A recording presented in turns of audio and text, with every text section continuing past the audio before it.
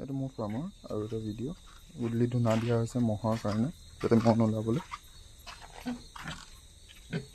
বাৰু হেৰি কৰা হ'লেও সদায় ধূনাটো দিয়া হয় যাতে মহ নোলাবলৈ।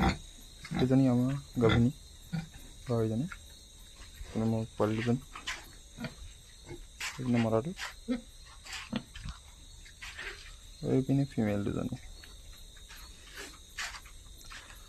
আজি ৱেইট চেক কৰা হৈছিলে, প্ৰায় সিহঁতৰ 18 কেজি 19 কেজি তেনেকুৱা আহি আছে।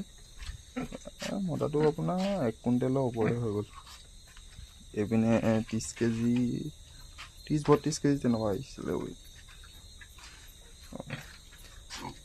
ডিউজৰ ড্ৰাই ফিড ইউজ কৰা হৈছে, লগতে মাজে মাজে এদিন সিজোৱা কচু চচু দিয়া হয়।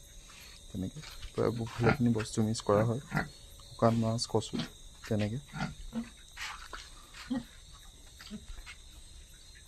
মহটো নোলাবৰ বাবে ধূনাটো দিয়া হৈছে। প্ৰায় মহ বহুত ওলায় টাইমত, সেই মহ নোলাবৰ বাবে কৰা হৈছে। ধন্যবাদ। এনেকৈ আমাৰ ভিডিঅ'বোৰ চাই থাকিব আৰু এনেকুৱা ভিডিঅ' চাবলৈ চেনেলটো ছাবস্ক্ৰাইব কৰি ল'ব। ধন্যবাদ।